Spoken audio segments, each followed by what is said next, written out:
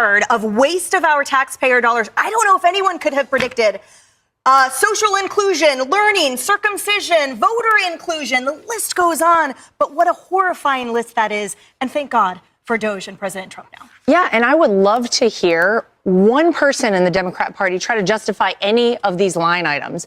I mean, imagine you were a person who's been struggling the past 4 years, who's been trying to put food on the table, get the basics for your family, and you find out $10 million of your hard-earned taxpayer money is going overseas for circumcisions. They are indefensible items, and that is why Donald Trump is in there exposing it. You know, it's funny, I saw online the other day, somebody put the acronym for Doge actually should mean Democrats officially getting exposed, because I feel that that's what's going on every second. That's good. All right, so Bill, to that point, and on top of that, we know that we've been funding the Taliban and terrorist groups and still are weekly to the tune of millions. But so Laura asks, how can the Democrats defend this? Well, Senator Cory Booker certainly tried and, in fact, called out the fact that Elon Musk and Doge has access to taxpayers' information. Oh, the horrors.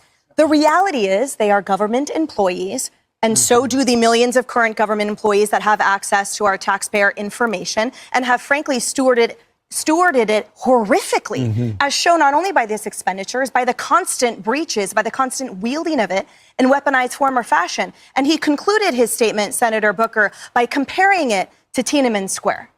Well, I think eventually Democrats have to come around, and I think a few of them have. Dean Phillips, former congressman out of Minnesota.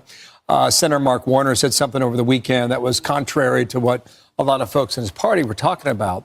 I saw the most fascinating interview yesterday. It was on CNBC. No offense, Fox Business, my colleagues. I love you. Alex Karp is the CEO of Palantir. And they're doing major business with the governments. They're deep into AI, and they're really, really successful. Karp is 57. He's probably worth $10 billion. He said, I've been a Democrat most of my life. He said, I'm tired of seeing Democrats commit suicide in front of all of us. And he blamed it on the progressives. And then he talked about two revolutions that are currently underway. One is transparency, and one is obviously AI. And he said, paraphrase, the intersection of all of this is coming together at exactly the right time, because you got these large language models that now have the capacity to go into HHS or to go in the Pentagon or to go into the IRS and figure out what's going on behind closed doors, and they can code all of it, which I really think is what Musk's secret sauce is. He knows something that we don't know. He knows how you can develop programs that can build products if you need it, or build software that can give us answers. I like having Karp, an admitted Democrat, talk like that. I thought was eye-opening. And he almost suggested, it's just a question of time before we can pull other Democrats along. So maybe that's the next wrinkle in the story. And Kayleigh, we know that the government has no income other than our taxpayer dollars. And we know, for example, the IRS spends $8 to try to claw back every $1 of our tax dollars if they perceive it as lost income. So I'm curious why the Democrats don't see the hypocrisy when they, for example, when learning that some of their pensions were invested in gun-connected manufacturers, they had a big problem with that. Why isn't there the same problem in this forensic accounting with the bloated waste, the horrific expenditures that don't reflect the will of the people? Why don't they have a problem with that now? Yeah, their hypocrisy radar is very low, so that's probably the answer to that. Look, there's two ways to think about Doge and our debt, and I think it's important and really puts it into perspective. Number one, CNN's been having multiple panic attacks over Doge, and Stephen Miller had this epic moment yesterday where he went toe-to-toe with the CNN anchor, and he goes, our national debt is $36 trillion. Do you realize the interest we pay every year on our national debt is more than our national defense budget every year? So the amount to defend our country, we are paying an interest on the national debt. That's number one. If you don't care about that, let's move on to salaries. The average salary in this country is $67,000. That's rounding up. Just the money that FEMA gave to illegal immigrants, $80 million, just that. Simple math, go do it on your calculator. 80 million divided by the average salary. That means 1,194 people's salaries like that just vanished. Not their tax payments, their salaries. So when you think about these payments in terms of salaries, it's your money evaporated to illegal immigrants and your national defense budget gone. Yeah. And Harris, Doge has sort of tracked that.